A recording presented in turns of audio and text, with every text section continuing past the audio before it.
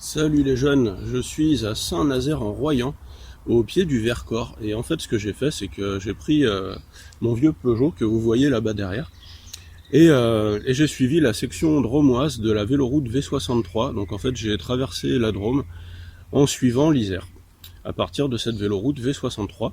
Donc en fait, je vous propose de découvrir un peu tout ça avec moi. J'ai profité du trajet aller pour filmer un petit peu les sections qui me semblaient un petit peu sympas.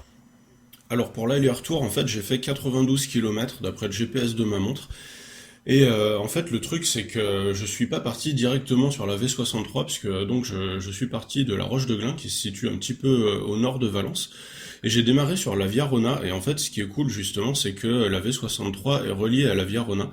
Donc on peut prendre la V63 à partir de là, via une liaison qui est tout à fait sympa. Donc vous voyez, c'est une piste cyclable qui est toute tranquille entre les arbres. Il y a des moments aussi où on longe des champs, on longe des lacs. Et puis cette piste nous amène à une autre piste qui nous amène cette fois à Châteauneuf-sur-Isère. Alors bon, c'est un peu une alternance entre des pistes cyclables et des routes, mais les routes globalement c'est vraiment des routes à très faible circulation. Alors bon voilà, il y a des passages qui sont plus sympas que d'autres. En tout cas, les passages sur piste sont plutôt cool. Et ensuite, on arrive à Granges-les-Beaumont. On arrive à une liaison vers Bourg-de-Péage qui est relativement longue. Alors là, il faut faire un petit peu attention parce que c'est de loin la partie la plus fréquentée de la véloroute, en tout cas sur la section que j'ai fait. Pour autant, c'est une piste qui est bien sympa, qui est bien boisée. Mais c'est vrai que plus on approche de Bourg-de-Péage et plus il y a de monde sur la piste. Donc il faut faire quand même attention. Et c'est surtout sur la petite section gravel qui est très courte. La petite section gravel qui arrive sur bord de péage, qui est vraiment très fréquentée, surtout le week-end, donc faites gaffe à cet endroit-là. Bon, ensuite on arrive sur une piste qui nous amène à Romans-sur-Isère.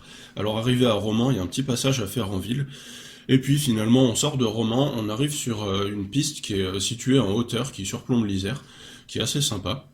Ça permet de voir le Vercors au loin, c'est joli. Alors ensuite, il y a une partie sur la route qui est assez longue au niveau de Saint-Paul-les-Romans, et qui rejoint une courte piste qui permet d'arriver à Émeux. Alors à Émeux, le balisage est pas terrible, il faut quand même ouvrir l'œil pour éviter de prendre le mauvais chemin. Et notamment, il faut tourner à droite quand on arrive face à l'église. Et d'ailleurs, je vous signale qu'il y a un point d'eau qui est juste à côté de l'église qui m'a été bien utile pour remplir mes bidons.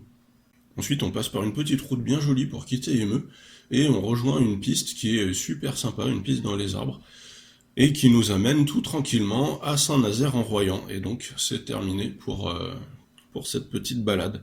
Alors à partir de Saint-Nazaire, on peut attraper d'autres véloroutes, notamment en passant dans l'Isère. Donc c'est pas mal, on peut faire des trajets relativement longs en passant par ces véloroutes. Donc voilà pour la présentation de la véloroute V63, j'espère que ça vous aura plu et que ça vous aura donné envie de rouler. Salut les jeunes!